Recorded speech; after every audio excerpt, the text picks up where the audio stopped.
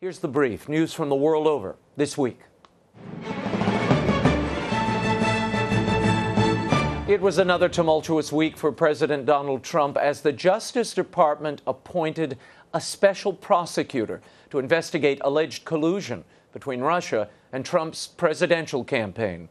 Former FBI Director Robert Mueller has been put in charge of the investigation, giving him sweeping powers and the authority to prosecute any crimes uncovered in the probe. That could include an investigation into Trump's controversial firing of FBI Director James Comey last week.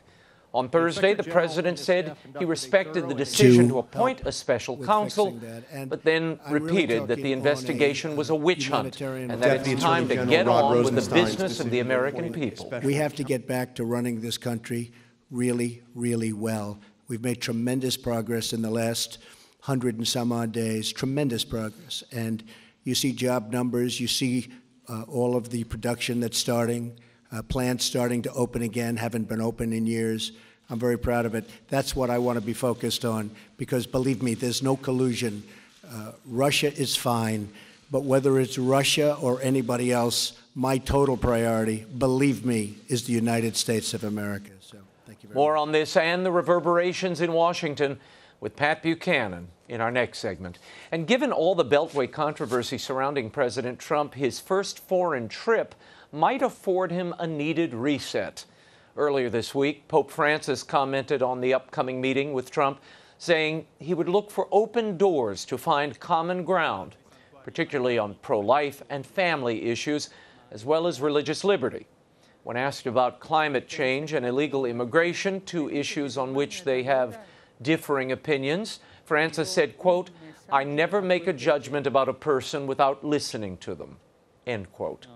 Last year, in an apparent reference to Trump's campaign promise to build a wall between the U.S. and Mexico, the Pope said, "A person who thinks only about building walls wherever they may be and not building bridges is not Christian." Trump responded that he didn't like fighting with the Pope, but he said no leader, especially a religious leader, should have the right to question another man's religion or faith. While in Portugal last weekend, Pope Francis repeated themes heard throughout his pontificate, urging the faithful to spread peace and justice to the peripheries and to tear down all walls. More on the meeting between the Pope and the President later in the show. Meanwhile, according to multiple reports and our own sources, President Trump intends to nominate Callista Gingrich as U.S. Ambassador to the Holy See. The wife of former U.S. Speaker of the House Newt Gingrich is a lifelong Catholic, former congressional aide, and currently president of Gingrich Productions. Together, she and her husband produced an acclaimed documentary about Pope St. John Paul II's 1979 visit to his native Poland, entitled 9 Days That Changed the World. The White House has not confirmed the nomination, and the Gingriches said they are being very cautious about making public comments at this time. We'll keep you updated on this story. And the Trump administration has implemented an expanded Mexico City policy to ensure that U.S. dollars do not go towards the promotion or procurement of abortions abroad. The executive order, titled Protecting Life in Global Health Assistance, withholds federal funds from foreign non-governmental organizations. First announced by President Ronald Reagan at a 1984 UN conference in Mexico City, the policy only applied to family planning programs. According to the State Department, the new expanded Trump policy applies to international health programs such as those for HIV/AIDS, maternal and child care, malaria, global health security, as well as family planning and reproductive health services. The recent murder of a German woman who converted to Christianity from Islam is highlighting the plight of Christian converts in Germany. According to a report by German public broadcasting, converts face violence and intimidation from Muslim migrants to the country. The murdered woman, the mother of 4, was stabbed by a Muslim assailant on the street in front of her children. The attacker was considered by authorities to be mentally unstable and very religious. They pointed to the woman's conversion as a possible motive. The report noted that many converts face intimidation, including being forced to listen to Quranic verses, physical and verbal abuse, and death threats for not wearing headscarves or for displaying a cross. According to a recent study of Muslims who convert to Christianity in Germany, more than half surveyed claim they've been physically attacked, and 80% say they have been repeatedly attacked. In southern Italy this week, authorities arrested 68 people, including a priest and the head of a Catholic volunteer group, in an alleged mafia scheme to steal millions of dollars earmarked for migrants. Investigators said the Calabrian 'Ndrangheta mob had secured servicing contracts at a migrant center using the priest and the Catholic charity group. The charity then overbilled the government for migrants who didn't exist, netting some $40 million in bogus claims over the past decade.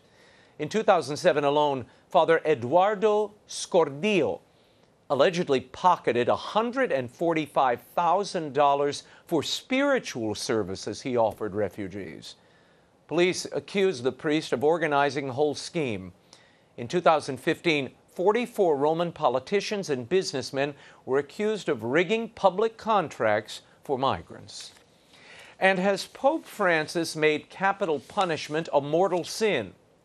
During a homily this past week at the Santa Martha Chapel, he again spoke out against the death penalty, this time comparing it to slavery.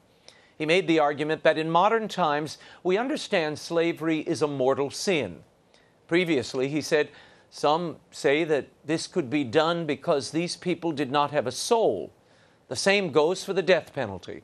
For a time, it was normal. Today, we say that the death penalty is inadmissible.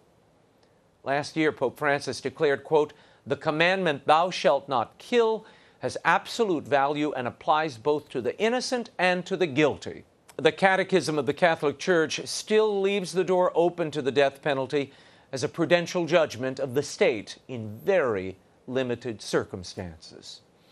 And Pope Francis has effectively dismissed reports of the continuing apparitions of the Virgin Mary in Medjugorje.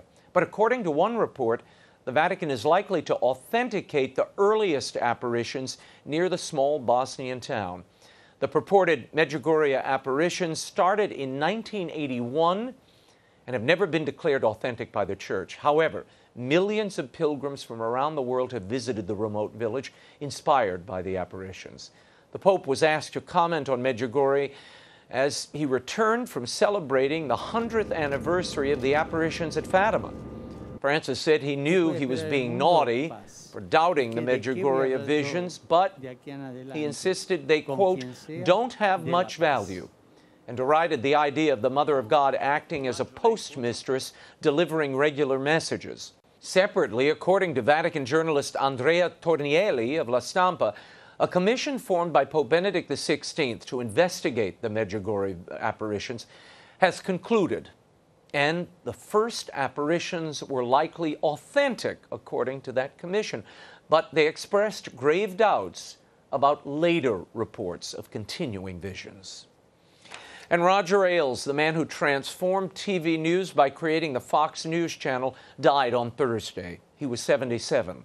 A former GOP operative who worked for Presidents Nixon, Reagan, and George H.W. Bush, Ailes later turned his political and media savvy to running TV networks.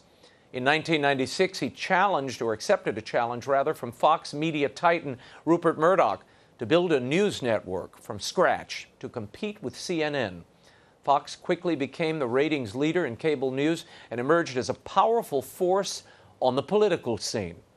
He was abruptly dismissed from Fox News in July of last year in the wake of sexual harassment claims against him. In a statement, his wife, Elizabeth, said, "Ailes was a loving husband, a father, a loyal friend to many, and a patriot who was profoundly grateful to live in a country that gave him so much opportunity to work hard, to rise, and to give back. May he rest in peace." And the Will Wilder book tour is coming to a close for Book 2. On Saturday, May 20th, I'll be at the Half Price Books in San Antonio, Texas at 2 p.m. All the details are at RaymondArroyo.com. I can't wait to celebrate the conclusion of the book tour with you and your family.